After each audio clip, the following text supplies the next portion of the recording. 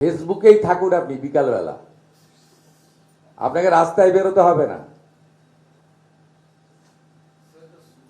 আপনাকে রাস্তায় বেরোতে হবে না। আর রাস্তায় আপনি যাতে না বেরোতে পারেন তার ব্যবস্থা আমি করব। আপনি বারুইপুর নিয়ে খেলতে গেছিলেন, গোল খেয়ে বাড়ি এসেছেন।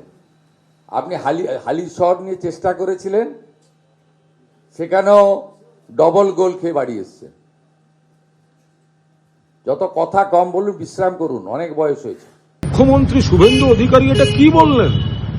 মাননীয় প্রাক্তন মুখ্যমন্ত্রী মমতা বন্দ্যোপাধ্যায়, আপনি যাতে বাড়ি থেকে না বেরোতে পারেন তার ব্যবস্থা করব, এ তো হুমকি।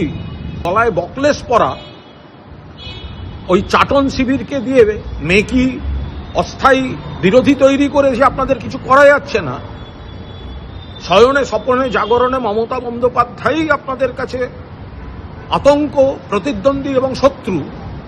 এই কথাটা শুভেন্দুবাবু আপনার মুখ থেকে বেরিয়ে গেল, এটা কিন্তু গণতন্ত্রের পক্ষে অত্যন্ত বিপজ্জনক।